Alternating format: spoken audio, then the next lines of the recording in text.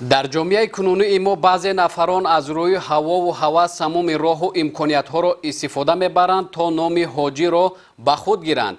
мушоҳида мешавад ки мардум дар ин маврид ба зиёдаравӣ роҳ дода аз фарзу суннати он ба хубӣ огоҳӣ надоранд. баръакси ин ҳолат нафароне ҳастанд ки арзиши корҳои хайру эҳсонкориро афзалтар дониста пайи иҷрои амалҳои неканд. доир ба ин масъала дар суҳбати мо қарор доранд ҳайдаралӣ сафаров, сархатиби шаҳри бохтар. имрӯзҳо бархе аз сокинон аз рӯи ҳавову ҳавас бори дуюму сеюм сафари ҳаҷро анҷом медиҳанд. мегуфтед ки аз нигоҳи дини мубини ислом ба кӣ рафтани ҳаҷ ҷоиз аст?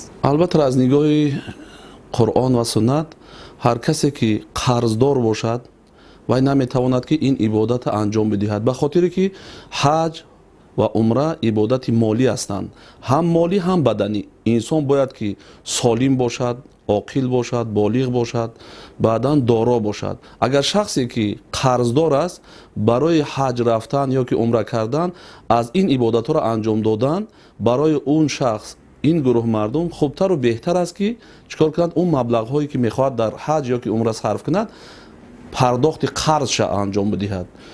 ё як нафаре ки қарздор ҳаст дар дасташ пули моли зиёд дорад, чикор мекунад, мехоҳад ки ҳаҷ кунад, лекин дар баробари ҳаҷ кардан бозам соҳиби пулу мол аз ҳамон пулуш суроғ мекунад ки қарзи мара адо кун.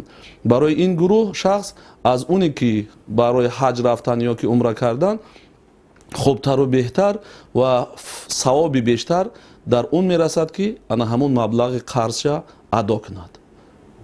то замоне ки ин қарз адо нашавад албатта ки болои ин шахс на ҳаҷ фарз мешавад, на умра. баҳри пешгирӣ аз сарфи зиёдаравию исрофкорӣ дар ҷашну маросим, хусусан гуселу пешвози ҳоҷиён ки хилофи қонуни ҷумҳурии Тоҷикистон дар бораи танзими ҷашну маросим аст, гуселу пешвози ҳоҷиён чӣ гуна бояд бошад? имрӯзҳо як анъана шудааст ки вақте ки як нафар мехоҳад ҳаҷ кунад ё ки умра кунад, мардуми зиёд ҷамъ мешаванд, чи аз хешу табор бошад, ҳамсояҳо гусел мекунанд ё ки дар вақти анҷом додани ин ибодатҳо ба хотима расидани ин ибодатҳо вақте ки ба ватан боз мегарданд ҳоҷиҳо ё ки муътамиро, умракунандагон, мардуми зиёд пешвоз мегиранд ва вай пояндоз гуфта чӣ қадар матои зиёда чикор мекунанд дар заминҳо мепартоянд ки ин хилофи қуръону суннат аст. дар ягон ҷои қуръон ва суннат ин хел дастурамал нест.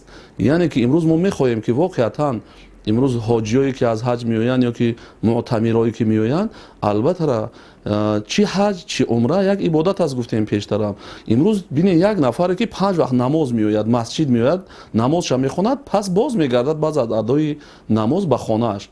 ин маънае ура надорад ки баъд аз адои намоз чи намози пешин асру шом бошад мардуми зиёд ин шахса чикор кунанд пешвоз бигиранд.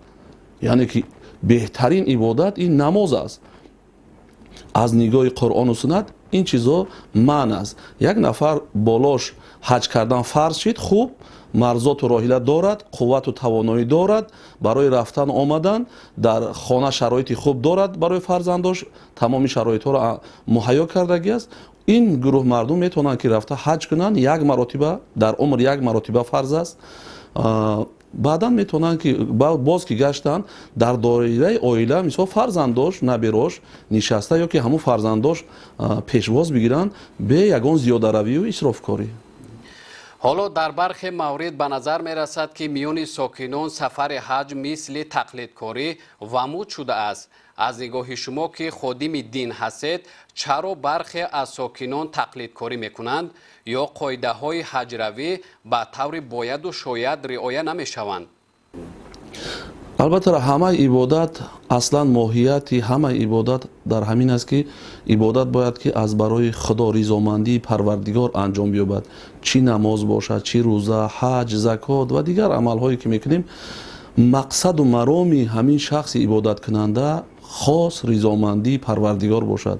вақте ки инсоне ки мехоҳад ки ибодатеро анҷом бидиҳад ва мақсадаш тақлид бошад ва мақсадаш риё бошад, худнамоӣ бошад, аз он ибодат ягон фоида ва манфиат ба инсон намерасад.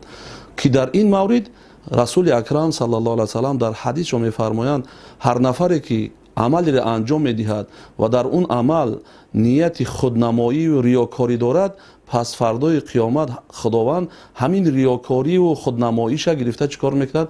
در سرش میاندازد و در روز قیامت شرمسارش میگرداند.